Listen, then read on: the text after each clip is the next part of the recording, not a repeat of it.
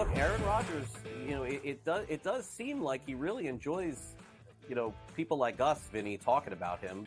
I don't know what's going on here with Aaron Rodgers. I think there's some frustration settling in, and the Jets were not supposed to be this bad of a defense, right? They've had a lot of injuries. Maybe that's the thing here. Robert Saleh's influence is there. I know they have their defensive coordinator running things, but now he's distracted.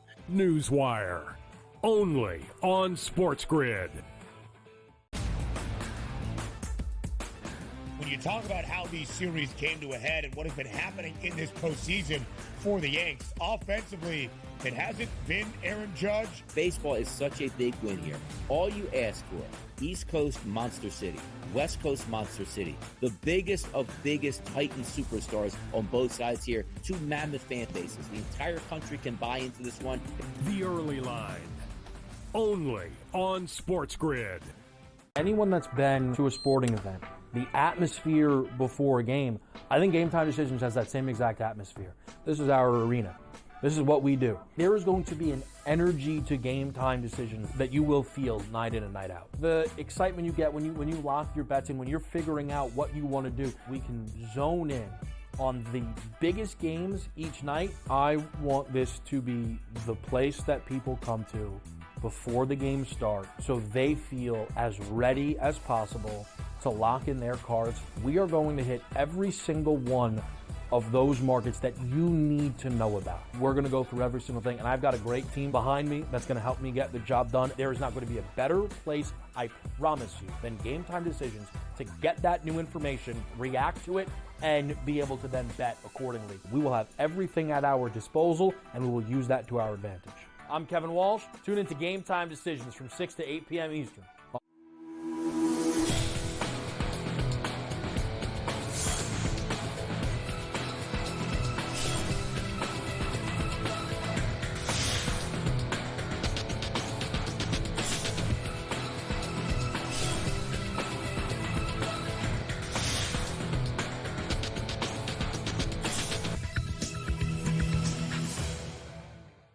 Good morning. Welcome to Newswire on this Friday with a big weekend ahead of college and pro football. The NBA is back, and tonight the World Series begins. Thanks for tuning into the show today. Matthew Waters will join us from Legal Sports Report. We'll also dive into the latest in college football with Bill Bender from Sporting News, so stay on the grid for that and a whole lot more as we take you through this 1-hour ride of news, notes, information as it pertains to sports and sports betting as well. In case you missed it last night, Thursday Night Football, another game with a lot of points, especially at halftime, not so much in the second half of the game, but all tied at 14.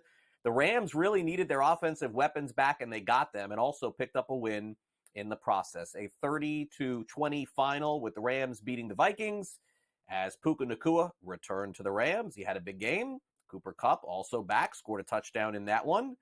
And Matthew Stafford really carved up the Vikings defense, although there was a late score that may have pushed this thing over the total depending on where you got it with a safety.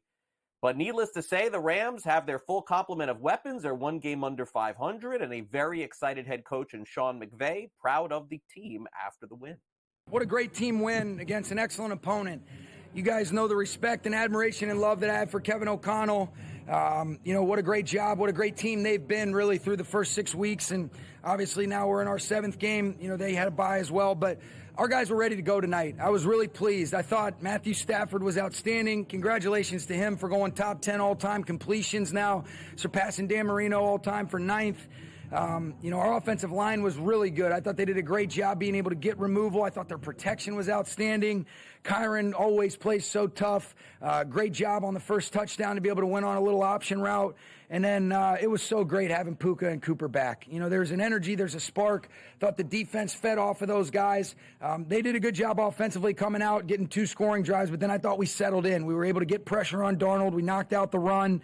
And then for us to be able to close it out with a safety, awesome job. But we've got to continue to get this going. And today was a real positive, but it's one game. But really happy for those guys, and it'll make for a little bit more enjoyable birthday for my son Jordan on his first birthday. How about all right.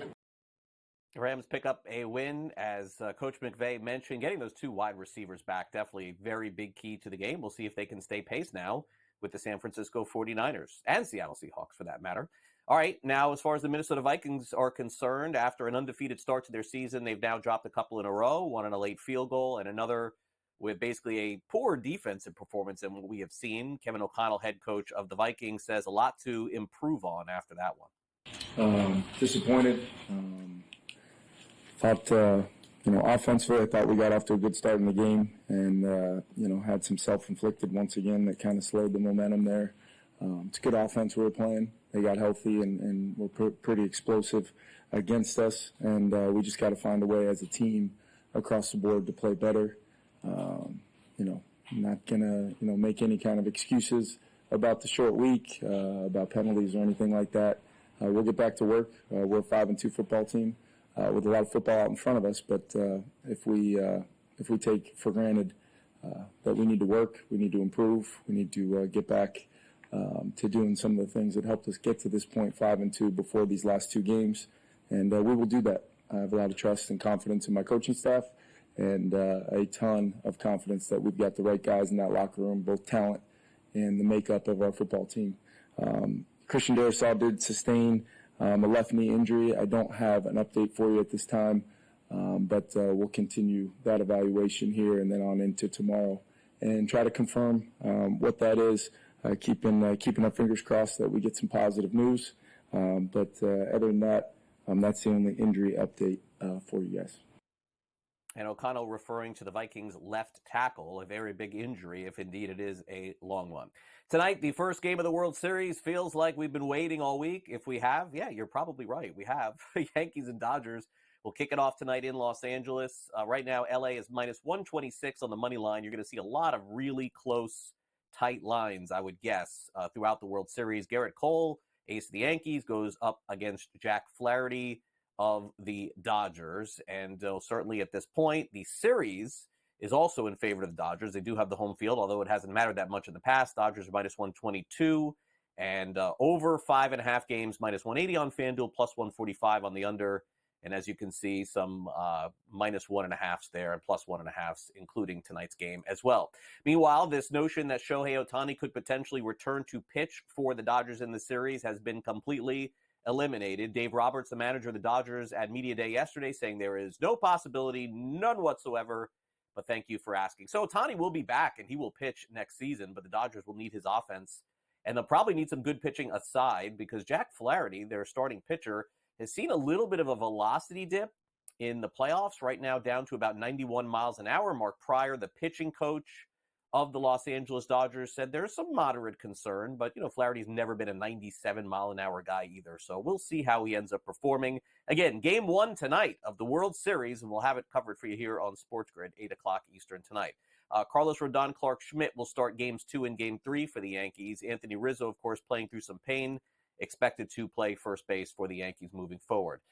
Story has really percolated the last few days here about Kawhi Leonard, who, there was some thought that Kawhi Leonard was going to start the season playing for the Clippers. And now, according to ESPN, he's going to be out for an extended period of time. And how about this story that came out along with it?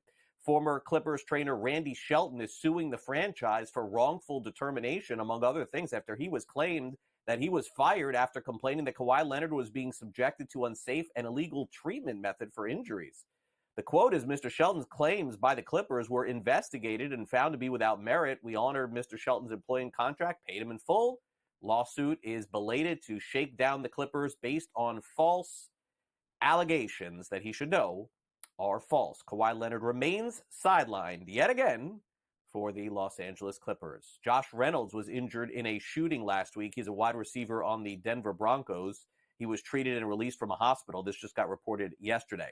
The Miami Dolphins have to make a decision on Tua Tagovailoa. It appears as though he will play this weekend against the Arizona Cardinals. He has to be a full participant today. He was yesterday, and then they can activate him and play him on Sunday. Jaden Daniels, the star quarterback of the Washington Commanders, who missed most of last week's game, does not appear to be playing this week against the Chicago Bears, although you'll probably have to check back Sunday morning to be sure on Pro Football Today. And Bucky Irving, the rookie running back for the Tampa Bay Buccaneers, who had a nice season thus far, remained out of practice on Thursday. Buccaneers could have to return to Tucker and White as their two running backs coming up on Sunday. Yesterday in college football, you don't see this happen very often, But not only did Syracuse lose the game against Pittsburgh, their starting quarterback threw 5 interceptions, and they gave up 3 defensive touchdowns in the game. My goodness, it can't get worse than that. But let's give credit to Pitt. 41-13 was the final there. But yes, it was an ugly, ugly performance for Syracuse. Tonight, number 17, Boise State and Ashton Genty visit UNLV, 3.5-point road favorites. Bill Bender will be with us. We'll preview that game in just a bit. Boston College takes on Louisville, BC plus 7.5 home dogs, you would say tonight, and the Trojans are 13.5-point home favorites against Greg Schiano and Rutgers. In the NBA last night, the Boston Celtics cover another big point spread, 14.5 last night. They beat the Wizards 122-102. Jason Tatum scores another big number. He had 25 points in this one. Klay Thompson had 22 points as the Mavericks beat the Spurs 120-109. The Thunder crushed the Nuggets 102-87.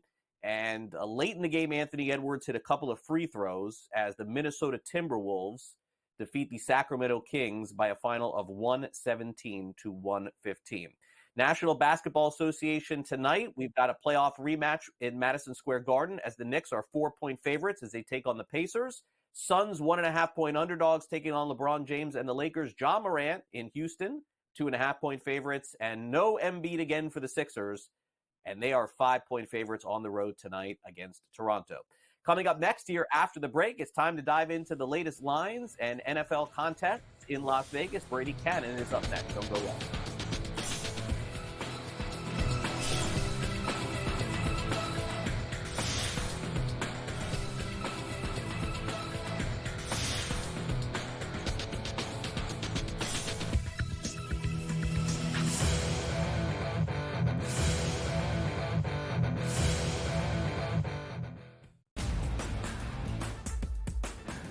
Talk about how these series came to a head and what has been happening in this postseason for the Yanks. Offensively, it hasn't been Aaron Judge. Baseball is such a big win here. All you ask for, East Coast Monster City, West Coast Monster City, the biggest of biggest Titan superstars on both sides here, 2 mammoth fan bases. The entire country can buy into this one. The Early Line, only on Sports Grid. Did they talk about the play they ran at the end of the game when it was the worst players we've ever seen in the history of basketball? No. See, here's what you got to do, Sherwood. I respect you. You're fantastic. But damn it, don't blame the officials. When you have a game like that close, there's about 100 or 1,000 different things you could have done differently that could have won you the game. Betting above the rim, only on Sports Grid. I tend to do this a lot, by the way. I do it more in baseball, but the anytime home run, where I make like 4 players hit home run. I call it covering the board. You know, if I take 4 players, bet the same amount on each, I only need to hit 2 of them and I win money. He's already got, 438 rushing yards on the season. He's looking like the old LT days where the Chargers were able to have that strong, dominant running back. Game time decisions, only on Sports Grid. Look, Aaron Rodgers, it does seem like he really enjoys, people like us, Vinny, talking about him.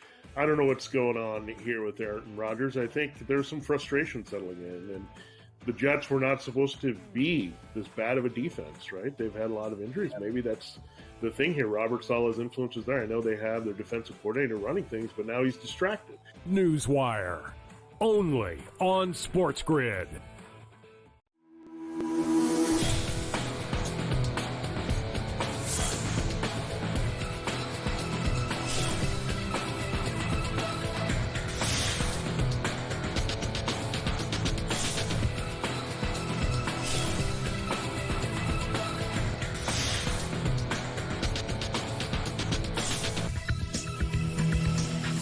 Welcome back to Newswire here on Sports Grid. Happy to have Brady Cannon back with us here on the show. And for those of you participating in football contests, in office pools, things of that nature, check out their great podcast and show right here on Sports Grid. Brady's with us again to preview the upcoming slate in the NFL. Brady, great to have you back.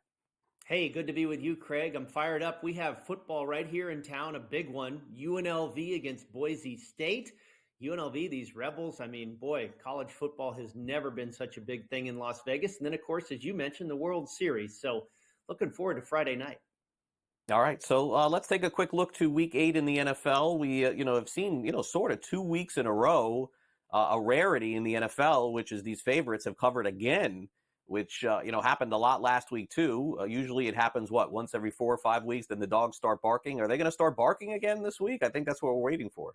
Yeah, it seems like a funny week here, Craig. You have a lot of big favorites. The Detroit Lions, the Green Bay Packers are a decent-sized road favorite. It feels like some weird spots here. And then you have all this change with quarterbacking. You've got Jaden Daniels not expected to play for the Commanders, so now the Bears are in the role of the favorite.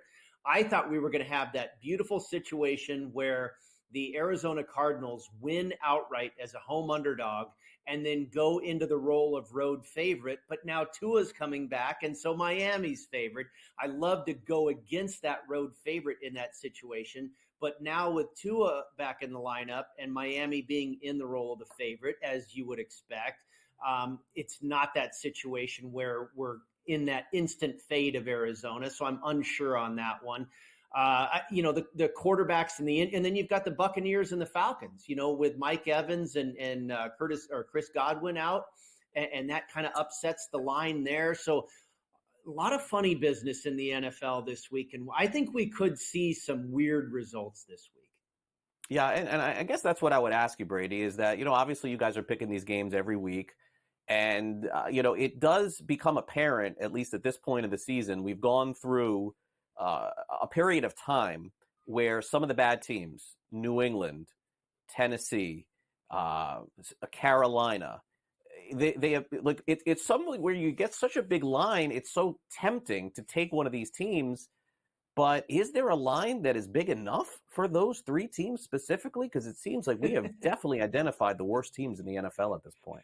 I've tried to bet New England a couple times this year. We've had them in our contest a couple times. We had them last week against the Jaguars. I mean, when were the Jaguars all of a sudden deserving of being a 6-point favorite or whatever it was? And sure enough, it turned out they got it done. New England got out to a good start. Tennessee's just a tease. I mean, it goes all the way back to week 1 when they're crushing the Bears. We were on them that week. We were on them again last week, and they're handling Buffalo perfectly fine. Buffalo was in a bad situation there, coming off of a big, high-profile, another primetime game, and then Tennessee falls apart in the second half. And I tell you, a big part of me wants to go with Tennessee again this week because I think it's a perfect situation to fade Detroit off of 2 huge wins. They crushed Dallas. They beat Minnesota. This is a natural letdown spot, but can you trust the Titans? And then the Panthers. I mean, I kind of actually want to bet the favorite there, Craig. The Denver Broncos laying double digits, right? When I crunch the stats, one of my sets of numbers makes Denver like a 19-point favorite over this Panthers team. Boy, it seems like we have the haves and the have-nots, but there's a lot of middle ground, I believe, in the NFL. As you know, there's a lot of parity in this league. I think that's a really interesting game right there. The Cincinnati Bengals favored by 2.5 over the Eagles. That one's kind of funny there. Those teams feel very equal to me, and they both played the same 2 teams in the last couple of weeks. That's an interesting scheduling snafu as well. Yeah, and again, in some of this too, Brady, is that, like you mentioned the Titans last week, like in particular, I was watching that game as well, taking the points, and they're up 10-0. They have the ball in their own territory, second half of the game, going for it on their own 40. It just completely changed the game. So I think while your handicap may be accurate, you can't account for these stupid coaching decisions that are going to happen in that game. And if that coach is going to choose to do that, they are not going to cover 9 out of 10 times making decisions like that. But they don't play to cover. They play to win. We know that, unfortunately. We like to cover. All right, so Circa Survivor has never been lower in terms of entries still left at this point of an NFL season. What's interesting, Brady? Had the results of the last 2 weeks happened in the first 2 weeks, I think a lot of people would be alive because it's gone chalky the last couple of weeks. Right, but now we're only down to about 200. Yeah, no real carnage at all. I mean, I think the week prior was about 6 entries eliminated. And then last week, only 2 entries were eliminated. So we have 214 entries that are still live in Circa Survivor. That equates to an inherent value of your ticket that you purchased for $1,000 earlier this summer. Now almost $67,000 in inherent value there. And, with that kind of value, it's almost time to start thinking about, hedging or trying to monetize, maybe still a little bit too early. And I think strategy changes when you only have 200 plus entries still alive. Is this, if you're saving teams for Thanksgiving and Christmas, which are their own separate weeks in the Circa Survivor contest, do you still bank on saving teams because the contest might not even last that long? You have the Kansas City Chiefs playing the Raiders. The Kansas City Chiefs are playing on both Thanksgiving and Christmas. Are people still saving the Chiefs, thinking that this contest might even not last that long? We're really excited on our show, the Las Vegas Football Contest Show.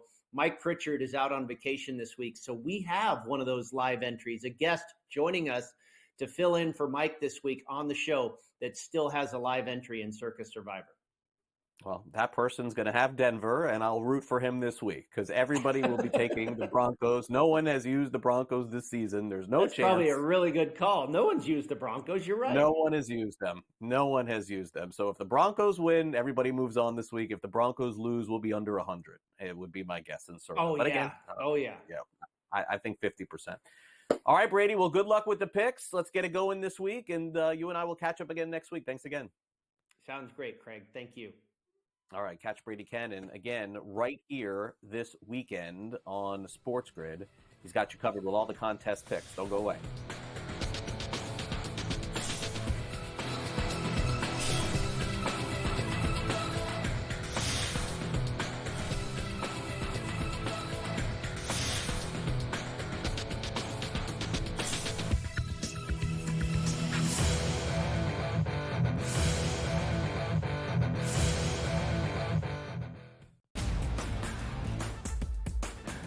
Talk about how these series came to a head and what has been happening in this postseason for the Yanks. Offensively, it hasn't been Aaron Judge. Baseball is such a big win here.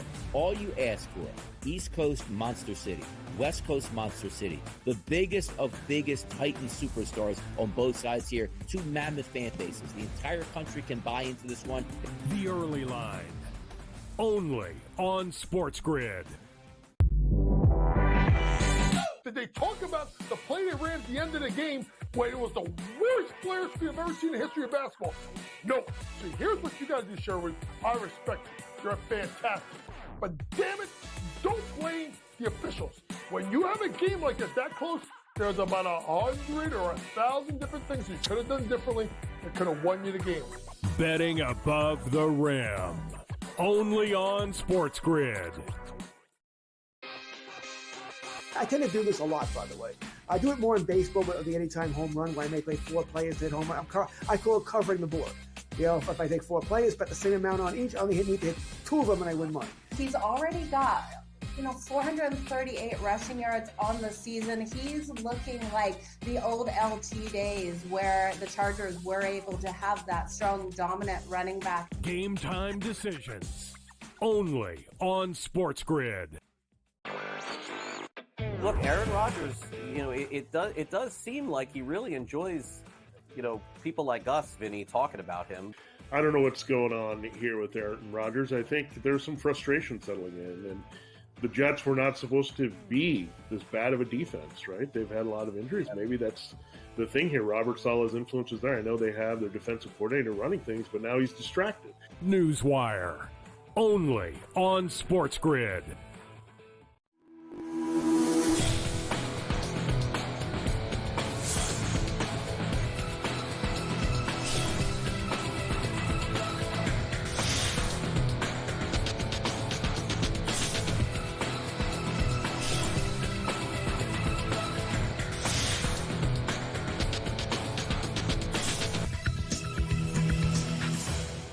World Series used to be the primary sporting event in the world year after year. And then it got surpassed by, the Super Bowl. Let's just be honest. I would say probably sometime in the late 80s, 90s, the Super Bowl really became the thing. But it does feel like there's a Super Bowl build-up to the World Series because we've waited so long for Game 1. But it is tonight. Time now for the Sports Grid Sound Off.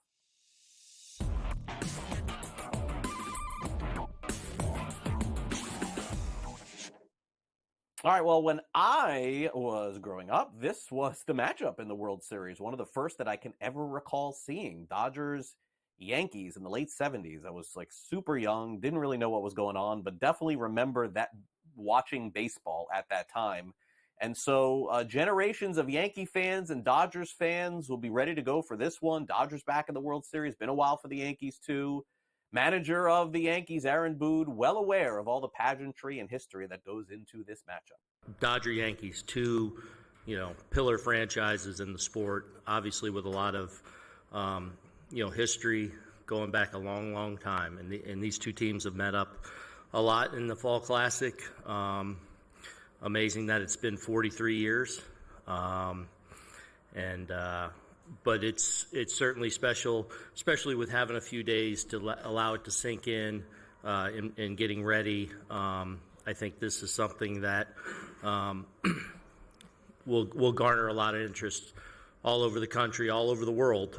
Probably more so than usual. I think everyone can identify with Dodgers, can identify with Yankees, and just what that means worldwide. So excited to be a part of it. But, for us, now that's all it is. We're getting ready for an opponent with a chance to win a world title, and that's what we're looking forward to. Yeah, should be an international series, as Aaron Boone mentioned, and there's no question that part of that has always been part of the Dodgers. They've always had international stars, Hideo Nomo, rest in peace, Fernando Valenzuela from Mexico, Hiroki Kuroda. Now they have two on their team, Shohei Ohtani. And let's also not forget Yamamoto as well. And so that's a big part of the recognition of this series. As Boone mentioned, people are going to be watching worldwide. And here's Dave Roberts on that. It is worldwide. I think that's what's going to make this World Series so special, so unique. You could easily argue that on a global scale, the Yankees and the Dodgers are the most followed, the most supported, the most visible. And so obviously with that, those two are two great organizations, and the branding, it's going to be very visible. Yeah, fair to say the Yankees have had their share of international stars too. It's just the Dodgers have them on their team right now. But who the Yankees have right now may give them the big edge if indeed this series goes deep, because we have seen in the past in a 7-game series, the ace of the series pitch Game 1, Game 4, and Game 7. And so naturally that will be asked of Garrett Cole if the Yankees get that far. And it appears that Cole is ready for that challenge. I mean, I think the challenge in big games is to make them really, no bigger than they really are. It's the same game that we've been playing all year. I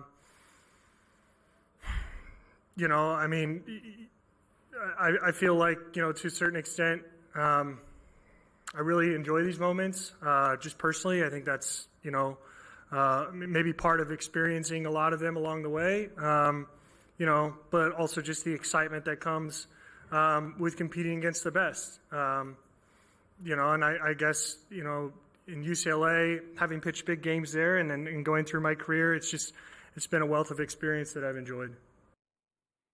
Also, Jack Flaherty gets his first World Series start. He talked about the opportunity going into tonight. No, you control what you can control. You go out and you prepare. You get ready on the days in between. And you're ready to go. Just, different opponent out there. And you just, treat it like you would any other series or any other game. So, everything else stays the same. Everything in between stays the same. It's just everything on the outside kind of changes. I mean, crazy. Even you just look at California in general of the guys that have come out of here, even some guys that aren't playing. You look at Glass and, what a role he played for this team for majority of the year and how much he'd love to be out there. But, the talent overall, and you kind of look at it, not even just nationwide, worldwide, when you add in all the players and just how deep that this series is with talent and the guys and the names that are out there. It's as star-studded as it gets.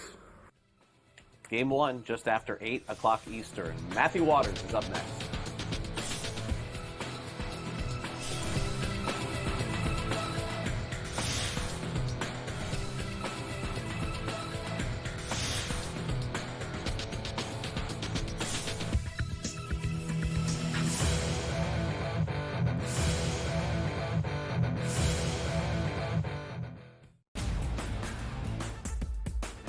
When you talk about how these series came to a head and what has been happening in this postseason for the Yanks, offensively, it hasn't been Aaron Judge. Baseball is such a big win here. All you ask for, East Coast Monster City, West Coast Monster City, the biggest of biggest Titan superstars on both sides here, two mammoth fan bases. The entire country can buy into this one. The Early Line, only on Sports Grid. Did they talk about the play they ran at the end of the game when it was the worst player speed I've ever seen in the history of basketball? No. See, here's what you got to do, Sherwood. I respect you. You're fantastic. But damn it, don't blame the officials. When you have a game like this that close, there's about 100 or 1,000 different things you could have done differently that could have won you the game. Betting above the rim, only on Sports Grid. I tend to do this a lot, by the way. I do it more in baseball, but the anytime home run, where I may play 4 players hit home run. I call it covering the board. You know, if I take 4 players, bet the same amount on each, I only need to hit 2 of them and I win money. He's already got 438 rushing yards on the season. He's looking like the old LT days where the Chargers were able to have that strong, dominant running back. Game time decisions, only on Sports Grid. Look, Aaron Rodgers, it does seem like he really enjoys, people like us, Vinny, talking about him. I don't know what's going on here with Aaron Rodgers. I think there's some frustration settling in, and the Jets were not supposed to be this bad of a defense, right? They've had a lot of injuries. Maybe that's the thing here. Robert Saleh's influence is there. I know they have their defensive coordinator running things, but now he's distracted. Newswire, only on Sports Grid.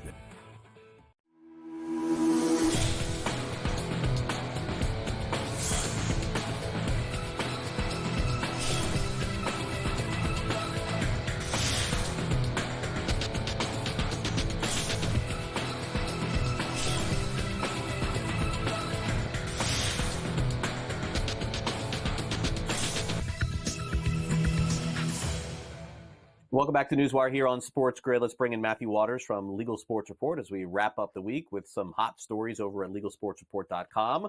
Matt, great to have you back on here on Newswire. Let's get started and talk about the offshore market and lead off with Bovada, a company that used to be supremely popular all over before the legalization of sports betting. They have been deemed restricted now in more than a dozen states, and they seem to be complying with that, which I guess was my biggest surprise. Yeah, I agree with you there, Craig. The fact that these guys are offshore, and so, kind of by definition, they're not regulated in the U.S. to operate. So I know that there are plenty of people that want to argue that, yes, it is legal to bet with offshores. No, it's not. Let's get outside of that for a second. The fact that they are just complying with this is surprising to me. And you know what, Craig? Maybe it is a situation where Bovada wants to break good at some point. Maybe they want to get on the good side of these regulators. We saw that before with Five Dimes coming to a deal with the U.S. Attorney General and paying some fines and all that kind of stuff. So I don't know. There's 2 things that get me right now, Craig. One, I don't really understand why Bovada is complying. It's great that they're complying for the regulated sports betting industry, but yes, it confuses me why they're complying. And 2, why is Bovada the only one that we're focusing on? And I understand that it's probably difficult because we don't always know where these offshores are located, right? It sounds like we got a tangible physical address for Bovada. And so they were able to actually serve them with legal documents. And that appears to be the why for now. But, there are plenty of other offshores not named Bovada that do big business, Craig. And it's interesting because when the industry was being legalized, such a large part of it was bringing it into the light, getting people off of the offshores. And Well, that certainly has been something that everybody has wanted to do. There's not really an easy way to do that, is there? And it seems interesting now that we have the state rollouts slowing down. We still have operators seeing their revenues grow because they're doing certain things and they're getting more out of older customers than they thought they might. But it is interesting now that we are entering this slower stage of sports betting, and now it seems to be like, oh, hey, we need to shut them down. We should shut them down. Let's shut them down. It's bad for the industry. Well, maybe it's bad for your bottom line. I don't know. But we're going to keep an eye on this. We'll keep watching what Bovada does. But like I said, there's bigger fish out there. And I'm interested to see where kind of that next step takes us. Yeah, it never really occurred to me that Bovada could, go to the regulated market, but you may be Sure. right. I mean, maybe that's the reasoning behind this, is that they're looking to do that. Good point by you. All right, let's get to the latest in California. Sports Betting Alliance involved. California's still looking to legalize sports betting. It seems like the alliance, by the way, in some of the discussion here, is looking for the tribal companies, basically, essentially, to do a better job of regulating, or at least institute more regulation. What is going on here? Well, what we have here, Craig, is that there is a form of gaming out there called sweepstakes gaming. There are various websites that offer casino-like or sports betting-like experiences that are not regulated through the same rules. They are regulated through sweepstakes rules. When you think sweepstakes rules, you think about when you see something that says no purchase necessary, right? You think about the McDonald's Monopoly game. And that's kind of what they are linking it to here.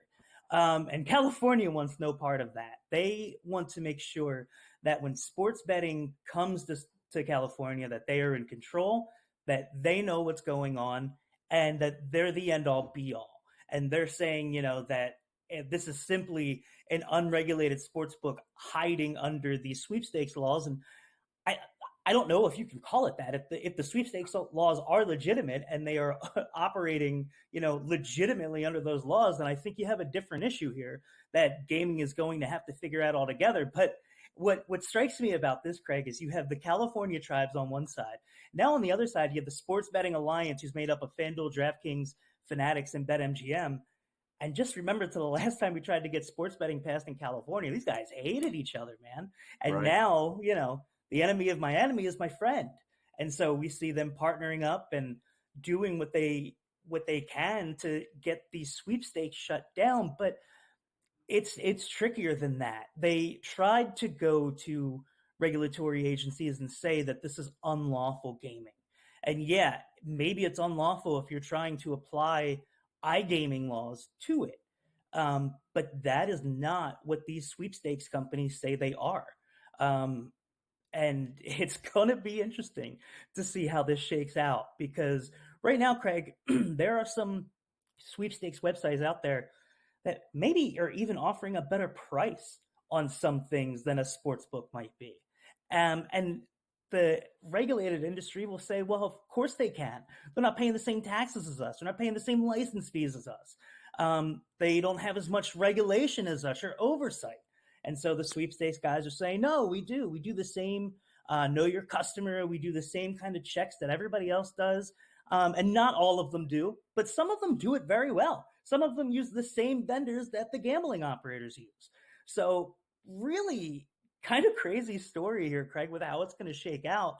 But California, the tribes are insisting that they want no part of this. And look, the California tribes are a powerful entity in California. Usually, if they want something, it happens. So we'll have to see where exactly they take the sweepstakes conversation in California. All right, fascinating story to watch. Also, let's get the very latest on DraftKings. They get some updated odds-making ability from a new company that I have not heard of. You'll have to tell me who they are. But specifically, this is surrounding golf. So I'm guessing PGA Tour, Live Golf, to help them with some of their pricing. Yeah, so this is actually Mustard Golf is a syndicate. They bet on golf, and they now sell their models and their pricing models and everything to outside companies.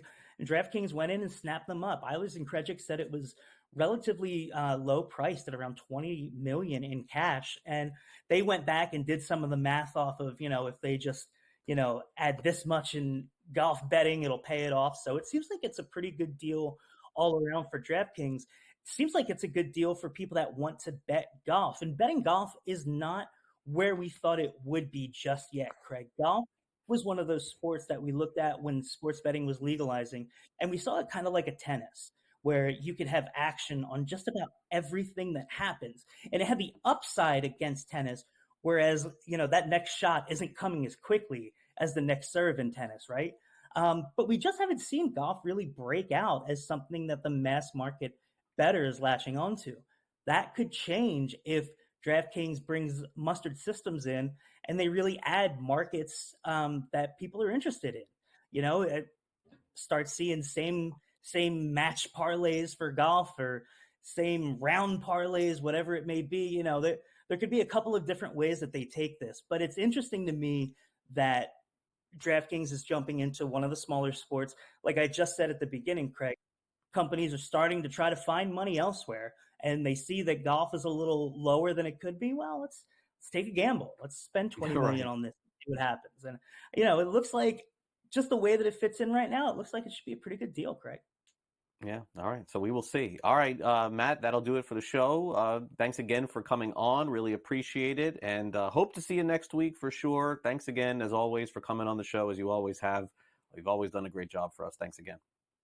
Much appreciated, Craig. Love the show. All right. Matthew Waters from Legal Sports Report. He and Pat Evans and Sam McQuillan, Jim Ghazali, all the great people at Legal Sports Report have been coming on with us for years, doing a fantastic job. Mike Mazzio too. Mike Mazzio's not Mazzio, he left, so still doing great though. Great work. Yeah, sports betting. Okay, we'll be back right after this. Don't go away.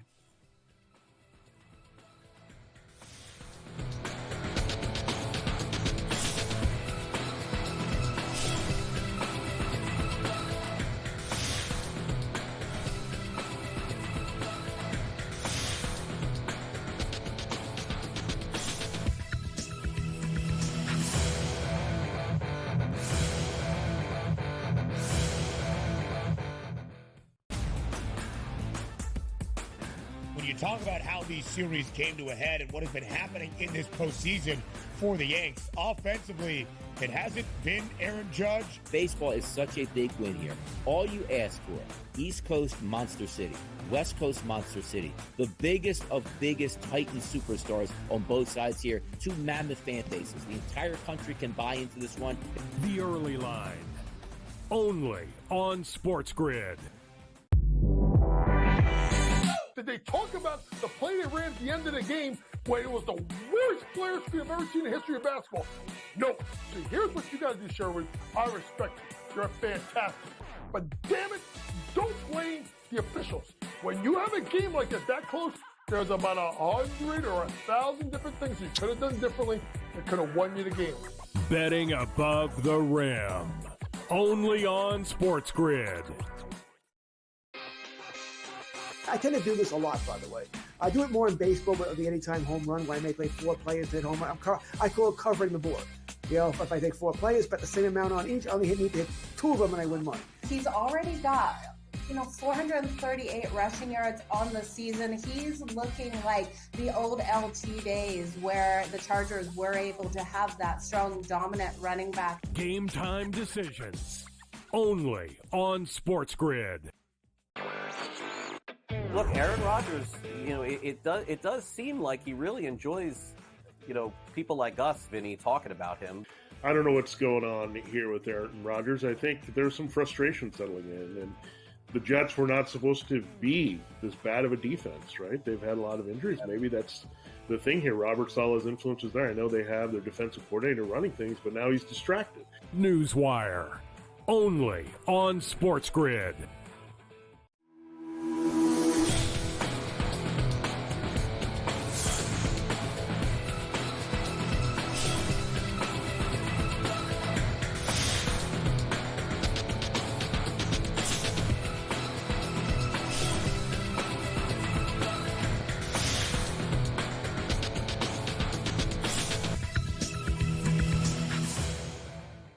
Welcome back to Newswire here on Sports Grid. Bill Bender's with us from Sporting News. Got a great game in college football tonight, I think. We'll see.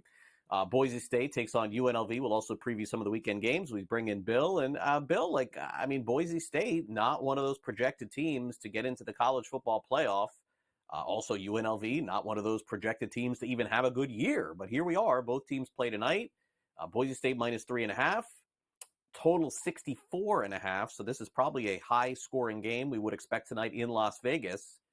But UNLV, not a pushover for the first time in a while. What do you make of the matchup? Well, these are two Mountain West Conference teams that average over 40 yards per game and two Mountain West Conference teams that average over 200 yards rushing. So we're probably going to have a fast game, if anything else, if both of these teams keep it on the ground. I think the game within the game is Ashton Jeanty, Heisman front runner, contender, whatever you want to call him, 9.9 yards per carry. It's absolutely phenomenal what he's able to do, and you can load the box and it doesn't matter. On the other side, UNLV linebacker Jackson Woodard. Keep an eye on him. 93 tackles, 3 interceptions, 4 sacks, does a little bit of everything. Really good football player. And this is the Mountain West Conference showcase game that Navy and Army and other Group of 5 contenders are going to keep an eye on. I like the Broncos, though. I think that running game matters. Ashton Jeanty breaks free. Their defense is pretty good. This will be a fun matchup. I got it at 31-27, so kind of right on that line. But I think Boise State pulls through on the road. You got to stay up late to watch it, though. Yeah, I was going to say this would be the first time a lot of people will see Boise State play all season long. I know it sounds insane, but that's really the truth. And it's probably a great time to watch the game late night because Jeanty is projected tonight to go for 200 yards. Those are his projections, not high odds on those. I mean, these are insane. I mean, it's just academic that he goes for 100. You can't even bet this. It's -1,800. You really can't even bet him to go over 175 yards tonight. That's -172. I guess, Bill, what I would say is show me the other side of the props. Can I get +160 on 100 under 175? I mean, these are insane. I would almost take it the other way with the understanding that, yeah, he could pop off for 200. What he's doing, I don't think younger generation understands. I mean, he's flirting with Barry Sanders' record. And if you want to appreciate that, go look at Barry Sanders' game log from 1988. It is absurd. There are 300-yard games, 4 300-yard games.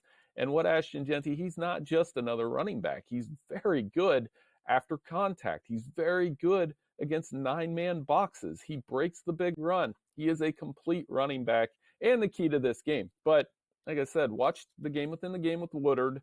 He's a very good linebacker. UNLV's decent against the run. So I'm wondering, I might take a stab on the under with the understanding that I might lose just because this guy could go for 250 easily. Yeah, I mean, it's plus money on a lot of the 200-yard props, so you may as well take that shot. Meanwhile, he's the favorite to win the Heisman. Cam Ward is also right there. And, Cam Ward, let's give him credit because without him, the Hurricanes definitely would not keep winning. They can't stop anybody on defense, but Ward is the favorite along with Jeanty. Dylan Gabriel has popped up all the way to 3, followed by Travis Hunter, who's been hanging around. And now we see Cade Klubnik, which is definitely an interesting one there because Clemson's going to play Bill Miami at some point, and so something will have to give there. But Beck from Georgia is gone. Milroe from Alabama is gone. We're going to have a Heisman Trophy Award winner in all likelihood from a school that we usually don't get one from. I think there's a lot of value in Dylan Gabriel right now, and I'll tell you why. At minimum, they're probably going to go unbeaten in the regular season. Get another shot at Ohio State in the conference championship games. You look at his completion percentage. It is a statistical award. It is a quarterback award. And while Dylan Gabriel maybe hasn't put up phenomenal statistics, he was very good against Ohio State, and he's on a team that's going to continue to win. All it takes is one loss and one off night for us to get off Ashton Jeanty. Travis Hunter's been hurt. Cam Ward, same deal. I mean, what if they lose to Pitt? Then we're off of him. So there is a lot of value in Gabriel for as maybe not sexy a candidate as he is. He could do what Marcus Mariota did back in 2014 and take home the award. Yeah, it'll be interesting to see in the next month or so. All right, Notre Dame taking on Navy. This is not the matchup we're used to, where the Fighting Irish are less than 2 touchdown favorites against the Midshipmen, but that's where we're at. Navy's been really good. They're ranked in the top 25. Generally, here's how I used to view this game, Bill. Low-scoring game. Notre Dame usually up about 28-7. Navy scores, to make it a little closer, and then Notre Dame looks at the other sideline and says it's an academy. Let's just kneel the ball a few times and go home. And Navy covers, and Air Force covers, and Army covers. Notre Dame doesn't really run it up on these teams, but this is not that matchup, is it, this week? Navy's really good.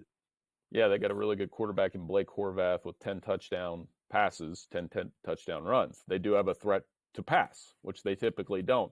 For Notre Dame, this is a hugely important game because it's part of the beauty pageant. You look at the rest of their schedule, Florida State, Army, Virginia, USC. Those teams have a combined record of 15-13.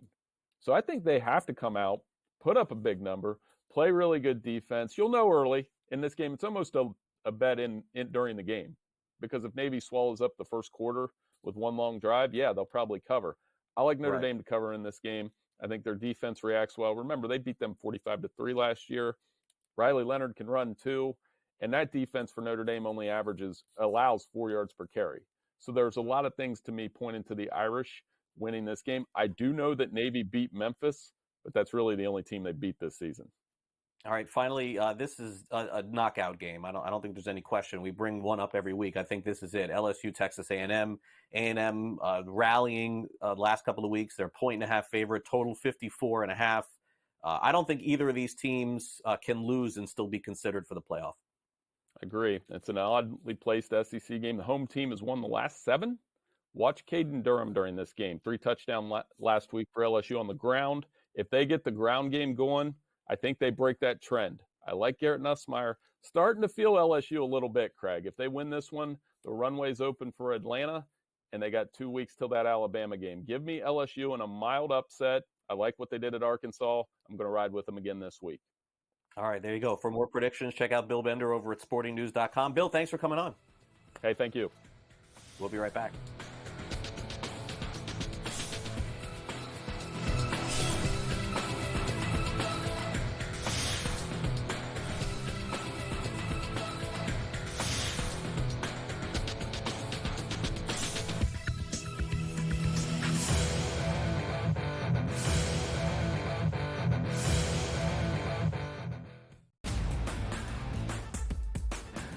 Talk about how these series came to a head and what has been happening in this postseason for the Yanks. Offensively, it hasn't been Aaron Judge. Baseball is such a big win here.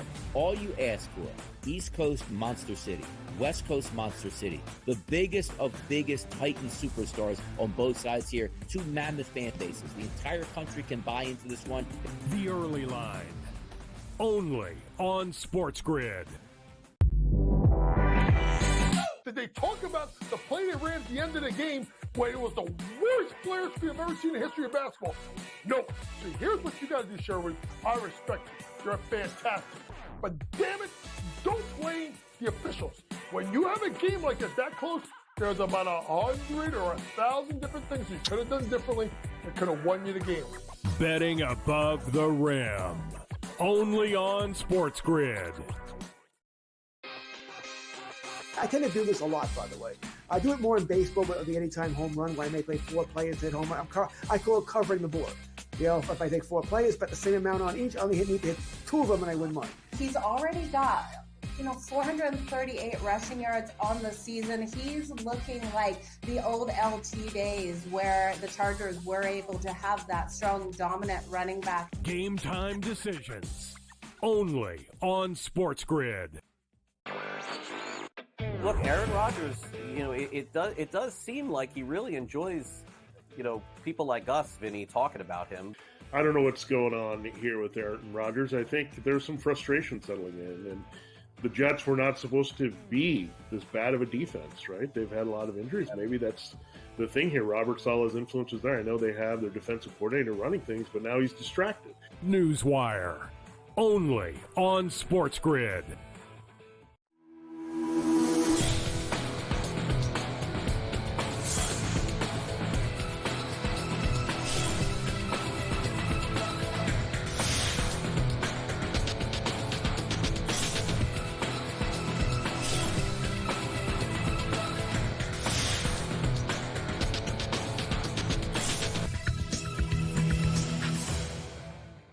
couple of quick notes from the NFL as far as quarterbacks are concerned before we get to last licks. In and out. In, Tua Tagovailoa activated off injured reserve. He will start for the Dolphins this week against the Arizona Cardinals.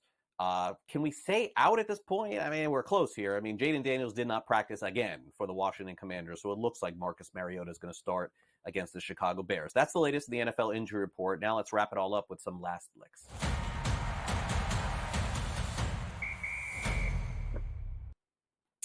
Tonight in Los Angeles, before the game between the Dodgers and the Yankees, it'll be emotional, especially for the fans in LA who watched Fernando Valenzuela pitch for many years with the Dodgers. They will wear a patch honoring him as Valenzuela passed away earlier this week. For those people like myself, who was a kid of the 1980s, we remember Fernando Mania, came up in 1980, 81. Started off 1981 8-0, ended up winning the Cy Young Award, the Rookie of the Year, and the World Series that season. Had an incredible career. One of the more popular pitchers of the 1980s, and went on to throw a no-hitter with the Dodgers as well. But all that being said, I would imagine that the first 5-10 minutes of the game, that will be part of the discussion. Valenzuela also threw out the first pitch at the 2022 All-Star game for the Dodgers, and then had his number retired as well. So certainly expect a lot of emotions tonight at Chavez Ravine, 8:08 Eastern, when the Yankees take on the Los Angeles Dodgers. Also expect some emotions from Shohei Ohtani, who will make his first World Series appearance. But did you know that there was a book that was written back in 2022 that highlighted some of his heroics when he was in high school? And part of that heroism, if you can believe this, now again, this is a book, was Ohtani learning discipline through his high school coach, who believed that the most important thing at the high school and with the baseball team was to have clean toilets. So, yes, Shohei Ohtani apparently involved in that as well, and learning the importance of keeping a clean commode, so to speak. I think we all would like that too. But you would not expect to hear this from Shohei Ohtani, who just certainly we're learning more and more about him every year. I mean, we learned about his dog this year. Unfortunately, had this incident with his interpreter. Ohtani seems to have so many different stories. The only question, folks, is this. Who is going to make millions of dollars off the movie of Shohei Ohtani, right? Am I wrong about this? Is it Netflix? Is it Amazon Prime? Is it Hulu? Who's going to do it? When are they going to do it? Because everyone will be watching that thing. I mean, the baseball that he hit, 50-50, sold for over $4 million. You think that they're not going to get that from doing a documentary of some kind or a real-life movie of Shohei Ohtani? Folks, that is coming as well. All right, the New York Yankees getting ready for their World Series. One of the pitchers that you're going to see on the mound is going to be Clark Schmidt. And did you know that Dwight Schmidt, a veteran Delta Airlines pilot of more than 20 years, was selected to be at the controls for one of the team's charter flights? If the name Schmidt sounds familiar, Dwight Schmidt, yes, it is Clark Schmidt's dad. Yeah, that's right. He guided friends and family on a plane from Newark to Burbank. His whole family went along as well. So Clark Schmidt on the mound. Is it game 3 that he's pitching? I don't remember. Is it game 2 or game 3? One of those, right? Yes, game 3. Game 3. And his dad flying a plane. That's a pretty cool story there. Can't wait to catch all that action. By the way, that will be the focus of Pharrell Coast to Coast coming up 3 o'clock Eastern today. Yankees and Dodgers game 1 today. Game 2 tomorrow. They take a break on Sunday. And then it all starts back up, I believe, if I'm not mistaken. Is it Monday or is it Tuesday? Bronx. Okay, so Monday in the Bronx. So Monday, Tuesday, Wednesday, games 3, games 4, and game 5. Our producer, Frank, will be there. He will be taking a day off from our show next week. I'll be with you right here, though. Don't worry. All right, thanks again to all of our guest contributors here on the show today, especially thanks to Matthew Waters from Legal Sports Report, who's been on with us now for several years. All the guys over at LSR have done such a fantastic job. I encourage you to go to their website, legalsportsreport.com, and learn about all the great writing and journalism work that they have done throughout the years. They've been fantastic with us. Also want to thank Brady Cannon. His show's coming up Saturday night exclusively here on Sports Grid about the sports betting contest, and also Bill Bender from the Sporting News.